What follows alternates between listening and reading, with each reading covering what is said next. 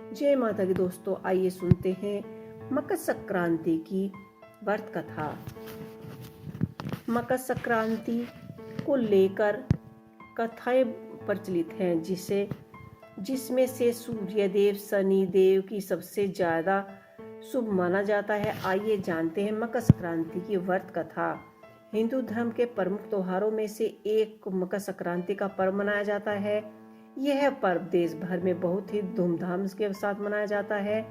जब पौष मास में सूर्य मकर राशि में प्रवेश करते हैं तो मकर संक्रांति होती है। आमतौर पर यह पर्व हर साल 14 जनवरी को ही मनाया जाता है, लेकिन कई बार मकर संक्रांति की राशि सूर्य के मकर राशि में प्रवेश करने की तिथि थोड़ी ऊपर नीचे हो जाती है, जिसके कारण यह पर्व 12-13 फरवरी को भी मनाया जाता है।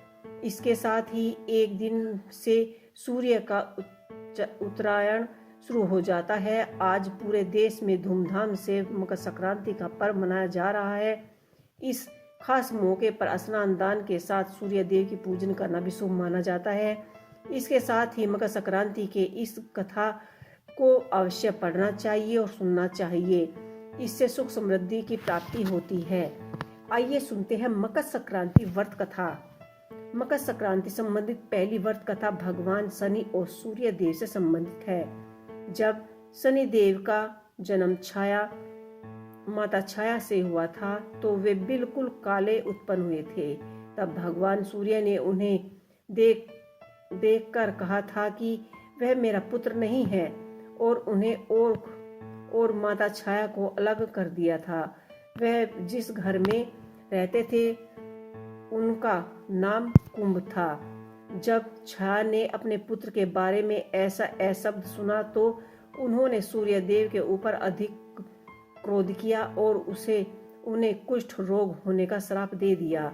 इसके बाद सूर्य देव ने भी शनिदेव और छाया माता के घर कुंभ को जला डाला। इसके बाद सूर्य देव को कुष्ठ की समस्या उसके पुत्र यम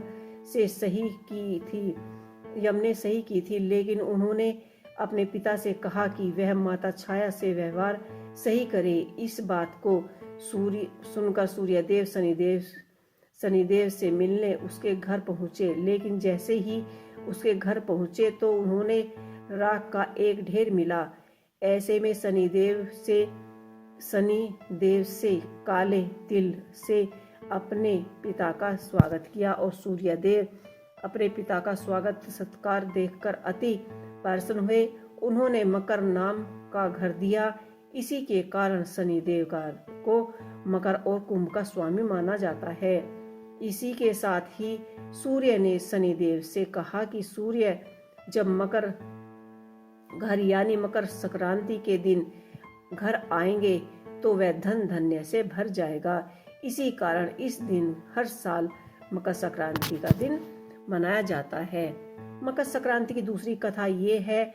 मकर संक्रांति की दूसरी कथा माँ गंगा और भगीरथ से संबंधित है। माना जाता है कि मकर संक्रांति के दिन ही माँ गंगा स्वर्ग से अवतरित होकर राजा भगीरथ के पीछे पीछे कपिल मुनि के आश्रम तक पहुंच गई थी। गंगा सागर तक पहुंची थी। धरती पर अवतारित होने के बाद राजा भगीरथ ने गंगा के पावन जल से अपने पूर्वजों का तर्पण किया। तो ये थी मकर संक्रांति की कुछ पौराणिक व्रत कथाएं। आपको कैसी लगी मुझे कमेंट बॉक्स में लिख के अवश्य ही बताइए।